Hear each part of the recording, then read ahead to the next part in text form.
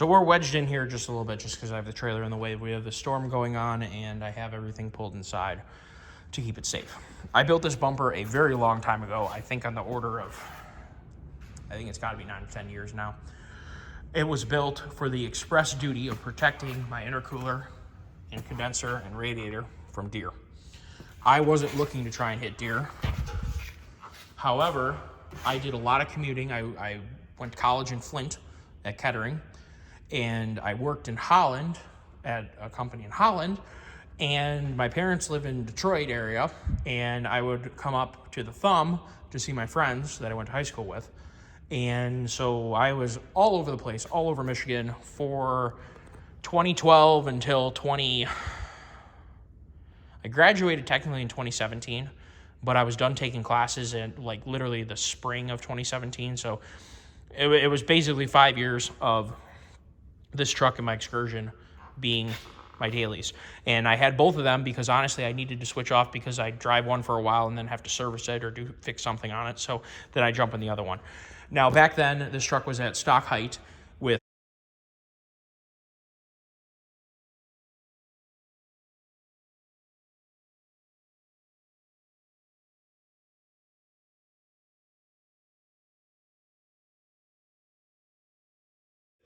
stock wheels, stock steel wheels, and 285 70R 17s, and I had 305 70R 17s on before it, KM2s, and those were awesome. This truck is mostly stock in terms of, at the time it was mostly stock. Now it has chromoly axle shafts. The front end's been rebuilt. The rear end is still stock. But anyway, I built this bumper because I smoked a deer and ruined the stock front bumper. These are actually the stock Cummins tow hooks, or they're just stock Dodge tow hooks. See how they got kind of a C to them? When you turn them up on their side, they kind of look like a Cummins, like a Cummins C. So I turned them up on their side, burned them in, plug welded them, and they worked out great. I pulled out a lot of crap with those. They are very, very strong. The bumper is made out of quarter wall, 8x3 tube, and yes, it's been around. It is rusty. It's just surface rust, except for there are actually a couple spots where it actually is literally rusty. This is 1/8 1x3 on this brush guard. Everything else is quarter wall though, except for these little wings, and this top deck is 1/8 inch diamond plate. And these were really here just as steps to service the truck. So I can stand here, I can stand there, I can stand there. To work on the truck, these are hooked up to the fog lights because it's a Dodge and one of the headlights doesn't work because the TIPM turned off one of the headlights. So I always run the 2 fog lights. These are not very bright. They're about the brightness of a normal headlight. And this way I have 2 headlights that work, and I've been doing this for this bumper's probably been on this truck for 130,000 miles if I had to make a bet. And it looks like it. This is a solid piece of quarter wall 3x8 tubing. It is the exact same piece of tubing that I used to connect it to the frame rail that is right here. It happens, the frame rail slips right inside of a quarter wall 8x3 piece of tube. It is cross bolted, 1, 2, in the original locations with grade 10.9 metric bolts. This bumper is ridiculously strong. When I service my truck, I take a forklift and I literally just lift up on the bumper to lift my truck off the ground. This bumper is ridiculously strong, and it was built to be that way. The center light bar is like 30,000 lumens, and it works great when you're on a highway commuting and you're doing 75 plus in the middle of the night, and you got to get where you got to go. This truck has earned its keep. It is a little rough now. It's leaking in every possible places I need to figure out why it is leaking at. I think the transcooler, supposedly there's a transcooler on the side of the block or somewhere near it. I need to get under there and look, and I'm assuming that's where it's leaking because I heard that's a common place. I had never had it leak there before. So we're leaking engine oil, we're leaking trans oil, and we're leaking power steering oil. I just need to put some time and effort and money into this truck. It's been a really good truck, and it's been around, so it's not like a truck that I just bought and like it doesn't work right. This thing has carted me everywhere, all over the place. You know, I worked in Holland, so it made me money. It deserves some effort. But we're back to the bumper conversation. The bumper indexes onto the frame approximately, I think it was 8 inches is how far it slid onto the frame rail. And it's cross-bolted. So it is cross-bolted in such a way that I put washers in there so that, again, so I didn't crush anything. This bumper becomes part of the structure of the truck. So if you imagine the frame is continued out, these mounts go straight in to the back side of this tube, or this 8x3 solid quarter wall material. So it's a big H of structure that goes like this. And it is super duper strong. It has tied my frame rails together, it has protected the truck. And I have a little bit of an anecdotal story to tell you on bumper structure. Yes, it does hang off a little bit, and I like that. When I was growing up as a little kid, my dad had a second engineering job working at a military vehicle company. And I grew up in and out of Humvees, deuce and a halves, 5 tons. And then they were also building these awesome 4x4, 6x6, 8x8, and 10x10 armored personnel carriers and flatbed units. And later on, they came out with the Sergeant, which was like a SWAT truck. These were 4-wheel drive. The SWAT truck wasn't 4-wheel steer, but everything was all-wheel steer. So if it was four wheels, all 4 of them steered. And if it was 6 wheels, all 4 of them steered. And if it was 10 wheels, all 10 of them steered. So they were awesome. I'll post some pictures. A big part of my childhood, and I think that a lot of my interest and I'm not going to call it inspiration because that's taking it a little too far. I'm not Vincent Van Gogh.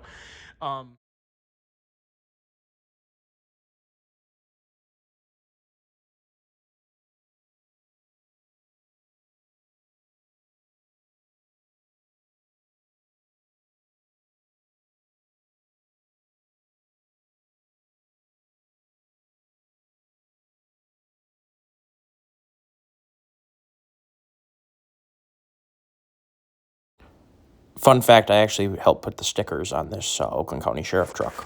A lot of things that I like are really come from those years working at that facility in and around military vehicles, being a little, 8-year-old. My dad was childhood friends with the owner, so I kind of had the run of the place, and basically the only request was that I wear safety glasses and not get hurt.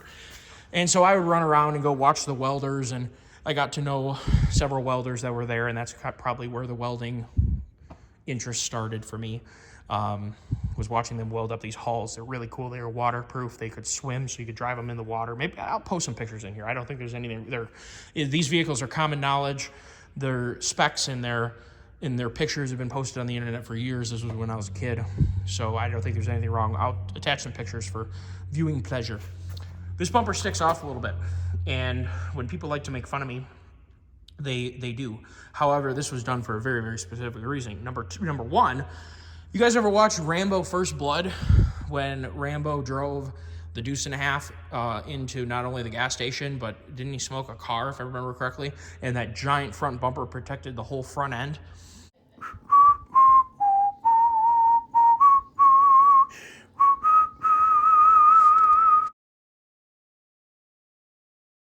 Now, I don't know if they had multiple trucks for the movie stunt, but I'll tell you this. By having the front of this massively strong bumper sitting this far away from the radiator and this far away from the grill, I have never had any trouble protecting my truck from deer. And I'm going to go to the anecdotal story here of when this truck, or this whole truck, was saved by this bumper. So I was wheeling on an access road. It was like a power line access road, and it was up on kind of like it's not like a levee, but I'm going to call it a levee. There was creeks, water drainages on each side, so it was up in the air, and it was kind of an access trail that we took to get into where we were wheeling. And this thing is heavy. It probably weighs like 7,200 pounds or something like that. And a lot of that is on the front axle. So I was driving down this trail that mostly people drive Jeeps across. And a Jeep like XJ weighs like, 3,200 pounds or 3,400 pounds or something like that. I broke through, there was a drainage ditch on one side, drainage ditch on the other, and then a culvert connecting the two of them. I drove across the culvert, and my front end dropped into the culvert, broke the cement culvert, broke through the dirt, and the truck was caught by this corner of the bumper. So it's about 8 foot down into the culvert. So my truck, this tire is dangling off doing absolutely nothing. The other side was in a little bit, but it wasn't broken through all the way like this one. That tire was firmly on the ground, and the other tire on the left was about 2.5 feet off of the ground. So the back of the truck was way up in the air, and the front of the truck was way down into the hole. Had I not had this bumper hanging off the front of it like I have it, it would have just fallen right into the ditch. It would have rolled into the 8-foot deep trenches on either side of the road, or on the one side of the road that it was leaning toward, and that would have been the end of this truck. This truck was caught by the bumper. The hard part of the dirt and the remainder of the culvert, the truck just rested right in the bumper. So my solution was, because I didn't have anybody, we were wheeling alone. Try not to wheel alone if you can. And I didn't have a winch on the truck, and I didn't have a rear winch. I didn't have any kind of winch. We called up a friend, and he was on his way. However, he was a good ways off. He was on a date with a girl, and he drove, Jimmy, shout out to you, he drove all the way, leaving his date, to come and get me with a 4-door long bed. It was I think it was either 351 Windsor or 460. I can't remember, but it was a gas OBS forward, big white 4-wheel drive OBS F350, lifted on it was 35 or something like that. It was a nice truck, super nice truck, good guy. Thank you, Jimmy, for coming. He was on the way, but we could see that the ground was continuing to crumble. It wasn't really a good situation. So what I did was I had I think it was 3 or 4 tow straps with me, a whole bunch of 7/8 D-rings. And what I did was I wrapped the tow strap around the tire to set it up on the back left tire. And because this truck has a helical gear limited slip differential, it's like a Torsen, but it's made by Auburn, I'm pretty sure, is the manufacturer of it, for AAM, American Axle. That's what the rear is an AAM 11.5. That's what the 350 single wheels have, is an AAM 11.5. So it has a similar, it's not like a G80 gov lock that GM has that has weights that fling out that attempt to lock up the differential, which doesn't work very well. This has a limited slip differential. The problem is when the tire is off the ground, it does not work. That's my biggest complaint with Torsen and with True Track and with the Auburn style gear limited slip. If you have a tire off the ground, it's an open diff. It doesn't do you any good. You have to have resistance on both tires, and it's a fair amount of resistance. Ice isn't a good enough amount of resistance. It's got to be a decent amount of resistance to make the rear differential work. But when you have one tire sitting on the ground, like this one was, the tire was hard on the ground, and these weren't the same tires, so not exactly. The truck is now lifted 3 inches in the front and 2 in the back, so this isn't exactly the way the truck was when it happened, and it was on 285 70R17s. That tire was hard on the ground. The other tire was way up in the air. Wrapped the winch around, put it in 4 low, or wrap the strap around the tire like a winch and choke the tire, so that when the strap pulled, it pulled down the tire so the strap didn't move, and we had a whole bunch of wraps on it so it wouldn't go anywhere. And we took the end of the strap and ran it to the tree that was a long ways back. Thankfully, I had enough straps. Strapped it to the tree, and it was a junk tree. It wasn't anything special. No, we did not have a tree saver, and it was like a junk, like elder or some piece of junk. It wasn't a special tree. It wasn't a maple, and it wasn't a a nice old oak. It was actually just barely big enough. It was maybe 6 inches around. It was not a nice tree, and it was not a big tree. So what we did in 4 low was we put it in reverse, and I wrapped it in such a way that the right way for the tire to spin in reverse, and the truck winched itself out of the hole using the left rear tire, and it worked perfectly.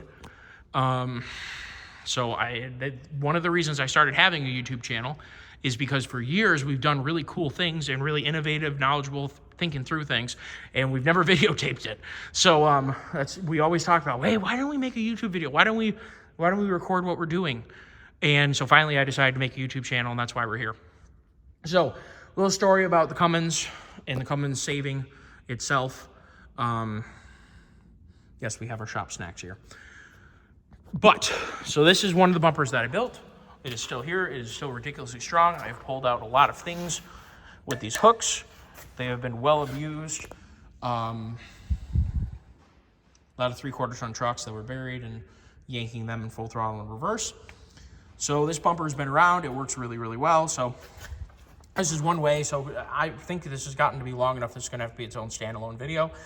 Go ahead and watch the part 1 of designing the winch bumper for the 12 valve. That'll be posted too. I think we're going to make this separate because we would be over like 45 minutes in one video, which is crazy. So this is one way to connect it, sliding it directly on and cross bolting it, and squeezing the frame. And more importantly, This truck doesn't have any crumple zones, a straight frame. And this is also a tie, as I've already stated, a connection between both frame rails to keep the frames from bending. So when you're doing things that you shouldn't be doing, you're not going to bend your frame when you're doing it. And this is one place where a lot of people overlook when they put aftermarket bumpers on the truck. First of all, they put weak bumpers on the truck. And second of all, they mount bumpers, even if they were strong, to a weak frame in weak places, and worse using a factory bumper mount. So if you really want to have an off-road bumper that you're going to be able to push things over with, get pulled out with, and winch hard with, you need to consider how you attach said bumper to said frame of said truck. Because usually the bumper mounting on a stock truck is nothing short of abysmal. So hopefully you guys enjoyed that conversation. I enjoyed telling the story. So thank you all. Have an awesome day. And remember to watch the 12-valve winch video. And if you enjoyed the video, we'll do some wheeling and actually videotape it, which I didn't do for years. Go ahead and like and subscribe. Comment if you have a question or concern, complaint, constructive criticism, all the good stuff. I will accept all of it. Have a great day.